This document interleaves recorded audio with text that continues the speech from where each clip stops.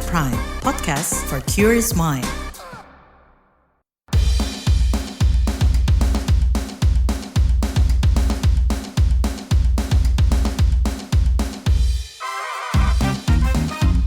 What's Trending KBR Pagi, siaran pagi radio paling update.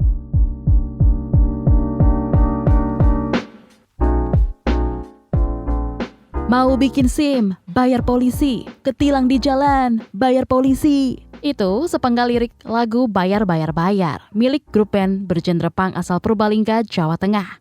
Lagu ini viral sejak hits lalu ditarik dari peredaran hingga munculnya aksi solidaritas dari kelompok masyarakat umum untuk memberi dukungan kepada para personilnya saat mendapat dugaan intimidasi dari kepolisian.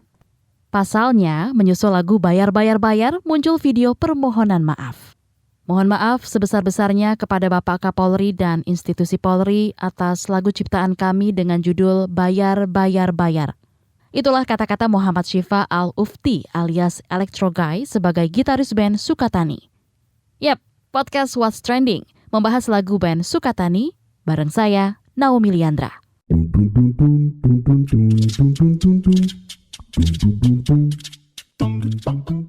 Komentar yang pertama dari @rxx. Ini sebuah karya musisi yang sangat menyuarakan kritikan buat para polisi supaya bisa introspeksi diri, gak perlu minta maaf. Selanjutnya komentar dari @ongxx. Blundernya lembaga tersebut, lagu ini sebenarnya udah lama dan terkenal cuma di kalangan skena punk aja, tapi pas dilarang jadi viral. Akhirnya satu Indonesia mencari tahu lagu ini. @kurxx. Faktanya yang ada dari oknum polisi sebenarnya sih itu masukan untuk memperbaiki kinerja. Kalau emang kinerjanya baik, nanti lagunya hilang sendiri kok. @ldxx. Yang penting kita hargai petugas, karena kalau ada masalah kita lari kemana minta tolong, kalau tidak lari ke polisi. Sejelek-jeleknya polisi, dia juga punya kebaikan, jadi mari kita hormati polisi kita. @davxx. Citra polisi sudah sangat buruk. Apakah anak-anak kecil masih punya cita-cita pengen jadi polisi kalau seperti ini? @mnxx. Kasihan polisi yang amanah dan jujur terkena dampak dikarenakan banyaknya oknum polisi yang mungkin kalau dikumpulkan oknumnya bisa 3 batalion. Semoga cepat berbenah dari kepribadiannya dan lingkungan kerjanya. @angxx. Pas masuk polisi nggak usah ada bayar-bayar hingga ratusan juta. Pilih yang benar-benar pinter, sehat, berakhlak. Karena jika pakai bayar-bayar, hasil bayarnya dari hutang. Ya alhasil cari balik modal dong. @malxx. Begitulah kalau jabatan yang harusnya mulia dan memuliakan tapi banyak diisi orang-orang jahat dan gak kompeten. Itu polisi yang lolos tapi bayar harusnya ikut nyanyi. Itu kan memperjuangkan nasib Anda juga. @rajxx. Ini bentuk luka rakyat yang sangat dalam. Komentar yang terakhir dari @youthxx. Lanjut kawan, terus berkarya, buka mata dunia.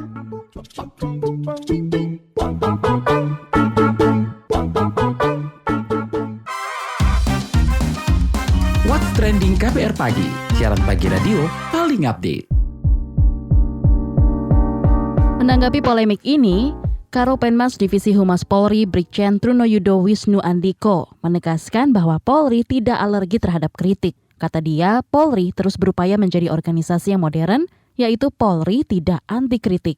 Tapi mengapa muncul dugaan intimidasi hingga beberapa personil kepolisian diperiksa Propam? Terus seberapa besar sih laporan masyarakat terkait kinerja kepolisian, khususnya soal pungli? Jangan kemana-mana, karena soal ini semua saya mau obrolkan bareng anggota Ombudsman Republik Indonesia sebagai lembaga negara yang melindungi kepentingan individu dari pelanggaran pelayanan publik oleh aparatur negara. Nah, yang pertama-tama saya mau tahu seperti apa laporan masyarakat terkait kepolisian sejauh ini. Untuk itulah saya bertanya kepada Johannes Widiantoro, anggota Ombudsman RI.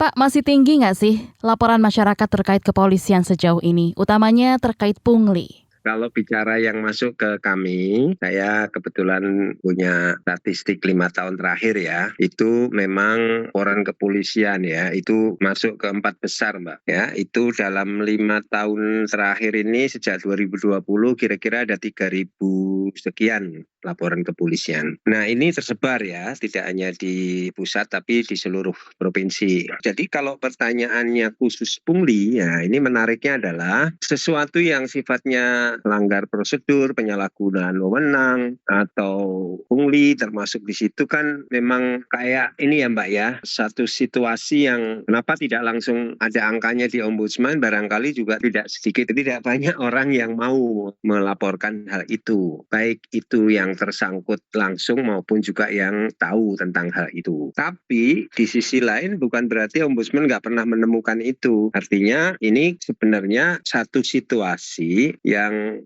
sangat mungkin sampai hari ini masih banyak terjadi, ya, tetapi tidak muncul sebagai laporan di ombudsman. Ya, itu biasanya kami temukan ketika kita pakai model investigasi yang namanya mystery shopping itu Mbak. Jadi kita menyaru jadi anggota masyarakat, lalu kita mengakses satu layanan. Nah di situ biasanya praktek-praktek itu akan ketahuan gitu. Tapi karena memang kita tanda petik memang mau mencoba melihat yang sesungguhnya seperti apa. Kalau nggak dengan cara itu, ya semua baik-baik saja. Saya sangat sering keluar masuk ke instansi kepolisian di daerah juga, tapi ya masa sih yang kayak gitu akan kelihatan gitu kan? Ya pasti ya teman-teman media juga kalau namanya investigasi tertutup begitu kan biasanya itulah yang terjadi ya sebagai fakta gitu. Nah kalau saya mau mencari akar masalahnya sebenarnya peluang-peluang untuk melakukan itu karena satu masyarakat itu tidak bisa memisahkan atau tidak memiliki pengetahuan yang cukup tentang mana sih layanan polisi yang gratis, mana yang berbayar. Nah, ketika kita bicara soal pelayanan polisi itu kan macam-macam Mbak.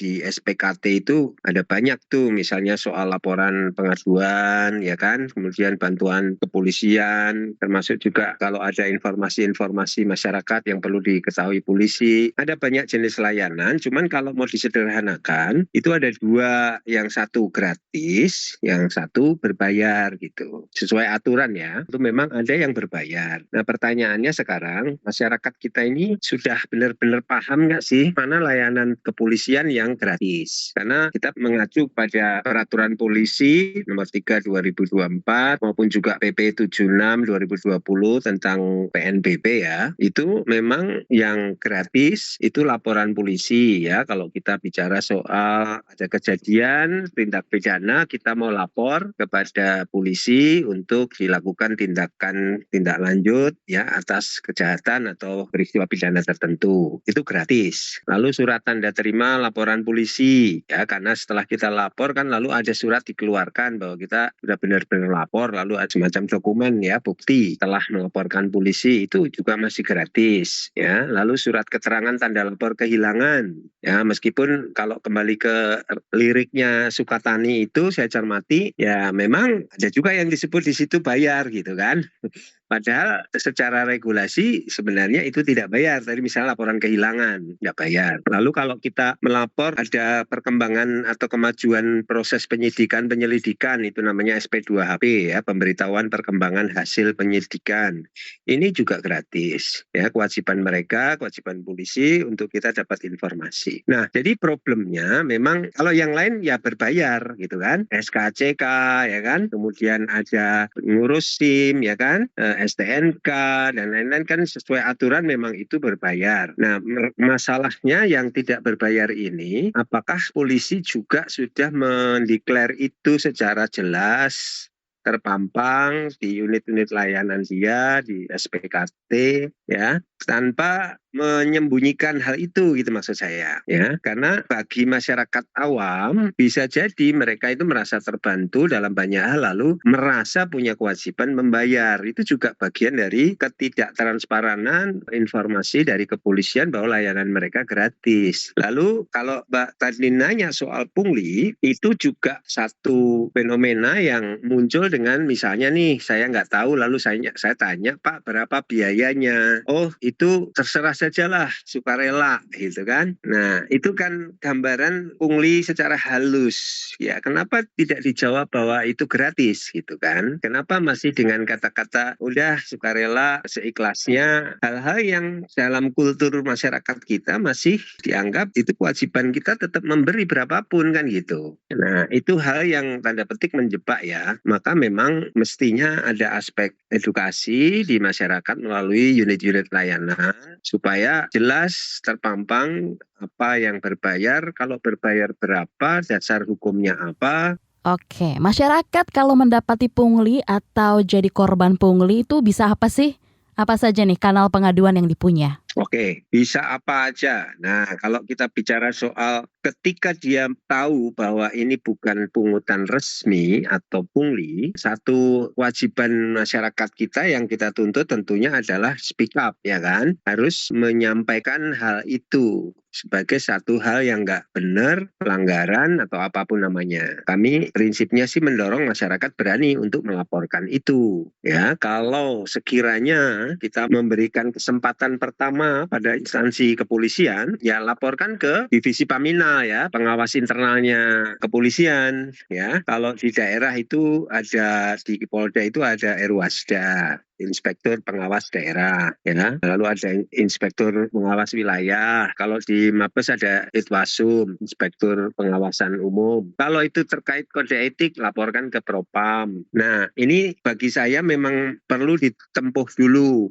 bagi mereka yang memang merasa ada pelanggaran-pelanggaran di aparat kepolisian. Artinya kita percayakan dulu ke instansi pengawas internalnya dulu ya, bekerja atau enggak kan gitu. Nah, baru kalau itu enggak direspon atau tidak tertangani dengan baik, dengan benar, bisa juga ke ombudsman, bisa juga ke instansi pengawas eksternal lain seperti Kompolnas, itu juga opsi. Lantas, seperti apa sih SOP kepolisian buat menanggapi suara masyarakat seperti yang tertuang dalam lagu milik band Sukatani itu? Apakah perlu minta klarifikasi atau permintaan maaf? Jangan dijawab dulu, Pak. Karena lebih dulu kita mau menyimak pernyataan juru bicara Polda Jateng Artanto yang mengklaim tidak melakukan intervensi ataupun menyuruh band punk Sukatani minta maaf terkait lagunya berjudul Bayar, Bayar, Bayar. Ia menyebut pihaknya hanya meminta klarifikasi melalui Ditsiber Polda Jateng. Ada intervensi band disuruh meminta maaf karena mengkritik polisi lewat karya-karyanya seperti apa? Nihil hal tersebut ya. Kita kemarin memang sempat klarifikasi terhadap grup band Sukatani tersebut, dan hasil klarifikasi kepada grup band tersebut kita menghargai kegiatan untuk berekspresi dan berpendapat melalui seni, dan kemudian melalui seni tersebut atau pendapat atau kritikan tersebut, Polri tidak anti kritik. Polri menghargai kritik tersebut sebagai masukan untuk perbaikan.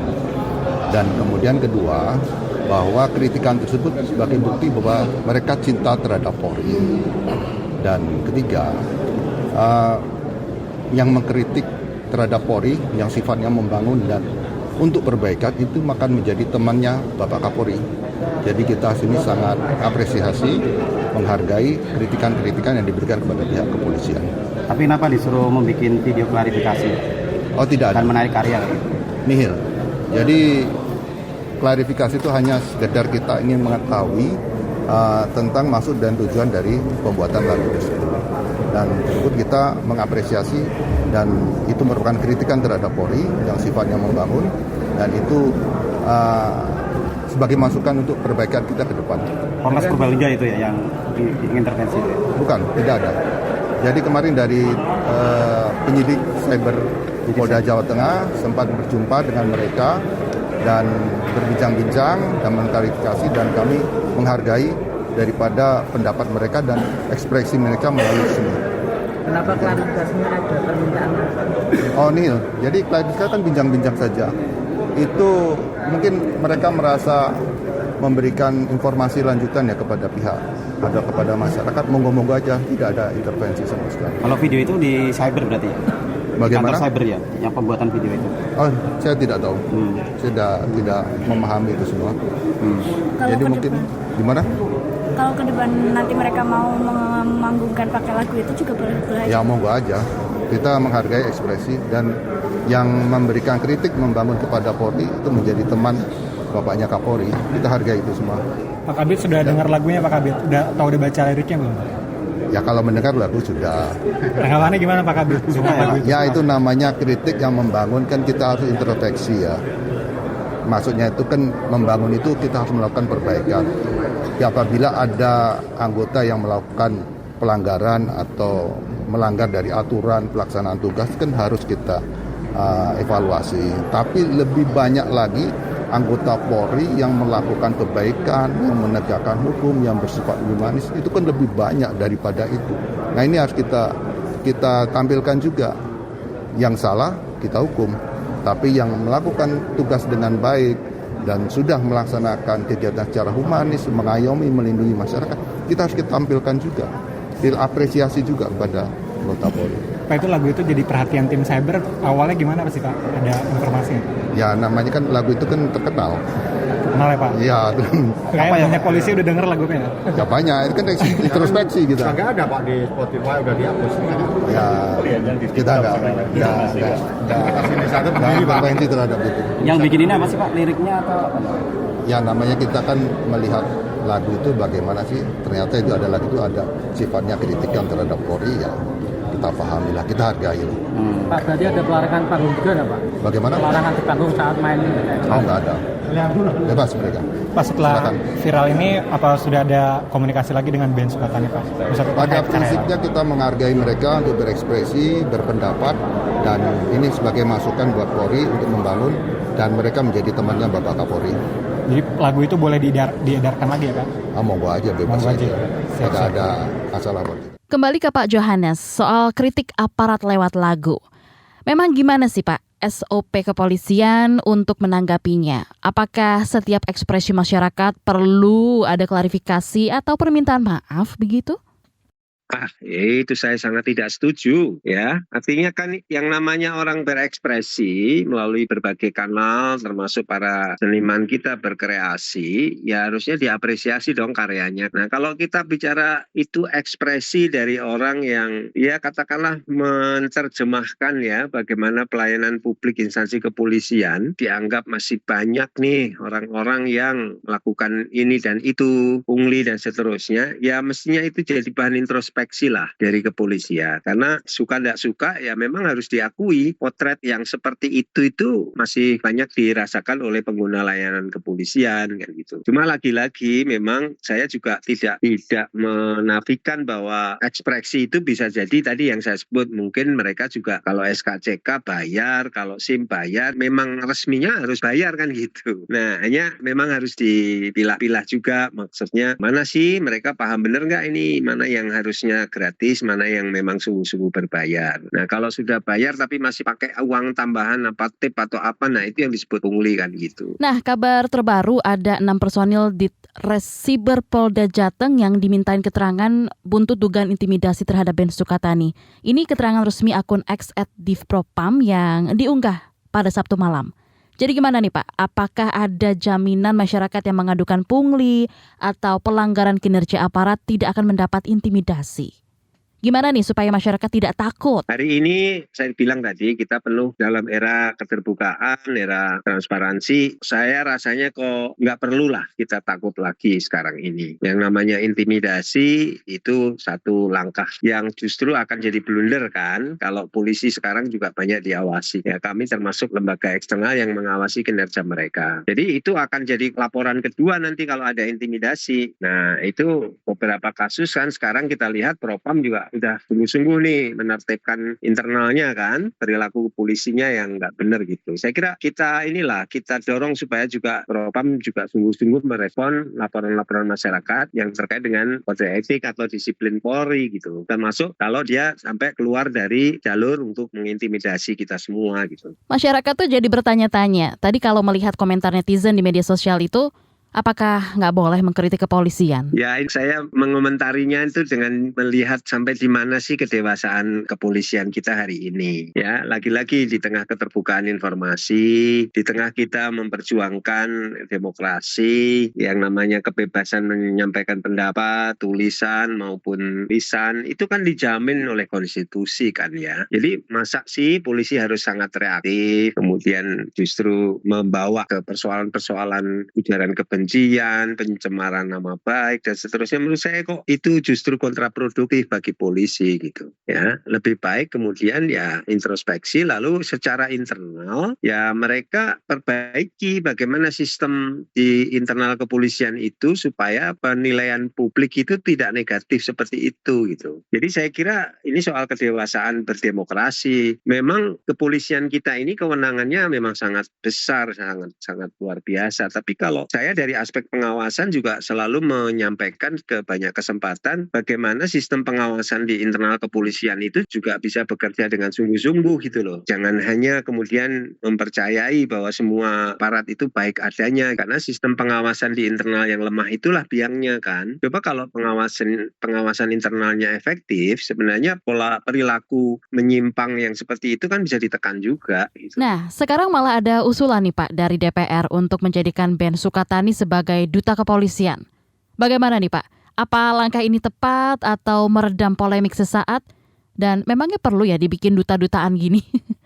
Supaya efektif pembenahan pelayanan publik oleh kepolisian. Ini ya, siapapun yang berkomentar itu menurut saya ya justru menegasikan fenomena atau fakta-fakta hukum yang sesungguhnya kan. Maksud saya gini, kan udah jelas tuh tugas fungsi Polri apa, kewajibannya apa, tanggung jawabnya apa. Dan kita negara hukum lah, artinya kan ya haruslah pakai regulasi yang berlaku, aturan yang berlaku. Oke lah, kalau kita mau bicara soal duta ini, duta itu sebagai bagian dari upaya-upaya diseminasi informasi, mencerdaskan masyarakat kita, mendekatkan komunikasi dan lain-lain. Hal-hal positif itu juga bukan berarti tidak boleh dilakukan ya, tapi mudah-mudahan tidak itu hanya sekedar untuk meredam gitu. Karena sejatinya kan instrumen yang ada di kepolisian itu sampai ke tingkat desa kan sudah ada itu ya. Babinkum sampai di level bawah sudah sering berinteraksi dengan masyarakat di bawah. Kenapa juga harus ada duta-duta itu kan gitu. Takutnya malah nggak efisien malahan gitu. Ya,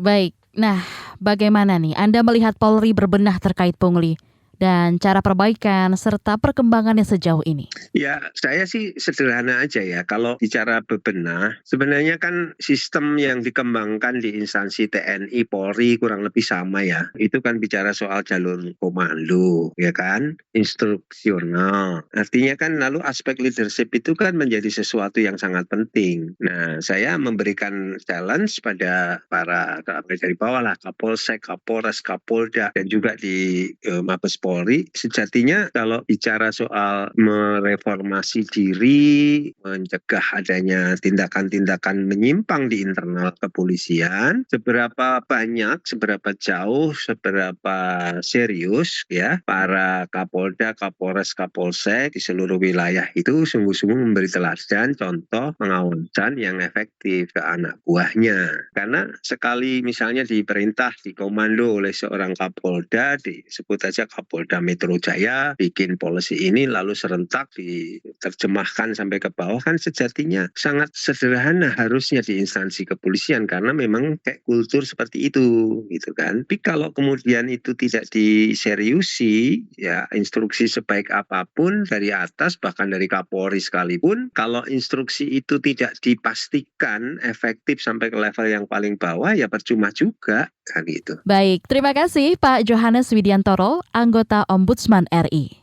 Itu tadi obrolan kita soal kritik aparat lewat lagu. Kalau kalian punya pendapat ataupun pandangan yang ingin dibagikan soal ini, silakan ya ikut komentar di fitur interaktif podcast What's Trending di kbrprime.id dan aplikasi mendengarkan podcast lainnya. Sampai jumpa di pembahasan berikutnya.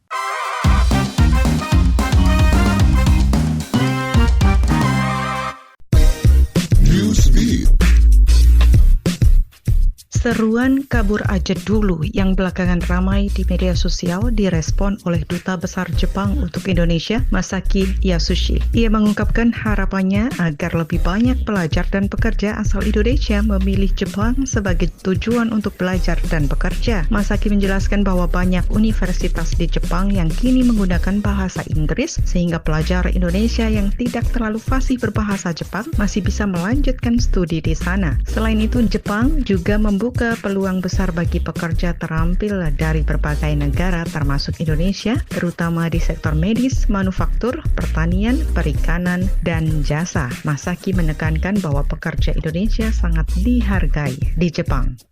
Vatikan mengumumkan Paus Fransiskus dalam kondisi kritis meski masih sadar. Ia tengah dirawat intensif di RS Gemelli, Roma setelah didiagnosis dengan pneumonia ganda. Kondisinya membutuhkan oksigen aliran tinggi dan mengalami krisis pernapasan yang parah. Selain itu, hasil pemeriksaan darah menunjukkan adanya trombositopenia yang memerlukan transfusi darah. Paus terus terjaga meskipun kondisinya memburuk. Paus yang telah memimpin Gereja Katolik sejak 2013 juga telah mengalami sejumlah masalah kesehatan dalam beberapa tahun terakhir. Sementara itu, doa bersama dilakukan oleh kelompok biarawati dan pastor dari berbagai negara di luar rumah sakit tempat Paus dirawat, berharap kesembuhannya dalam rahmat Tuhan.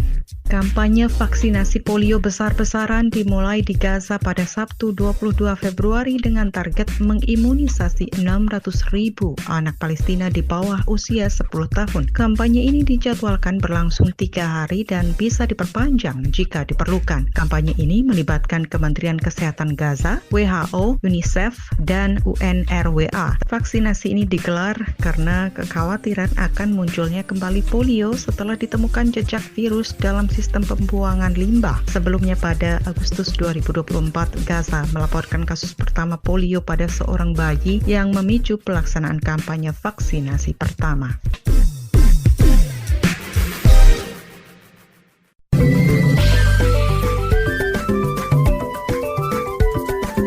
WhatsApp Indonesia. WhatsApp Indonesia kita mulai dari Jakarta. Wakil Gubernur DKI Jakarta Rano Karno memimpin apel siaga Jakarta di Waduk Pluit, Jakarta Utara dengan menekankan pentingnya pengerukan sungai dan waduk sebagai langkah utama untuk mencegah banjir. Pemprov DKI Jakarta menargetkan pengerukan 1 juta meter kubik lumpur di seluruh wilayah Jakarta hingga Agustus 2025. Rano Karno menegaskan bahwa pengerukan harus dilakukan sebelum musim banjir tiba. Selain itu, dia meminta semua alat berat yang digunakan dilengkapi dengan GPS untuk memudahkan pemantauan lokasi dan pergerakannya secara langsung. Masih dari Jakarta, anggota Komisi 3 DPR Nasir Jamil mengusulkan agar personel Band Sukatani dijadikan duta Polri untuk membantu memulihkan citra kepolisian. Usulan ini muncul setelah Band Sukatani menarik lagu mereka Bayar Bayar Bayar yang dianggap mengkritik oknum polisi hingga membuat permintaan maaf kepada Polri. Nasir berpendapat bahwa Kapolri harus lebih bijak dalam merespon kritik karena polisi merupakan bagian dari masyarakat yang seharusnya terbuka terhadap kritik. Ia juga menyayangkan pemecatan vokalis Sukatani dari sekolah tempatnya mengajar akibat lagu tersebut yang menurutnya melanggar hak asasi manusia dan merendahkan profesi guru. Terakhir, mampir ke Medan, Sumatera Utara. Seorang anggota polisi Bribka SS melaporkan rekannya Ibda RS ke Polda Sumut atas dugaan penipuan sebesar 850 juta rupiah. Ibda RS diduga menjanjikan Bribka SS kelulusan dalam Sekolah Inspektur Polisi atau SIP melalui jalur penghargaan. Kasus bermula pada Desember 2023 saat Ibda RS menawarkan kesempatan tersebut dan meminta Bribka SS membayar 600 juta rupiah. Namun setelah mengikuti seleksi dan gagal lulus, Bribka SS diminta untuk membayar tambahan 250 juta rupiah. Meski telah membayar, Bribka SS tetap tidak lulus dan akhirnya melaporkan dugaan penipuan ini. Polda Sumut sedang menyelidiki kasus ini. Demikian WhatsApp Indonesia hari ini.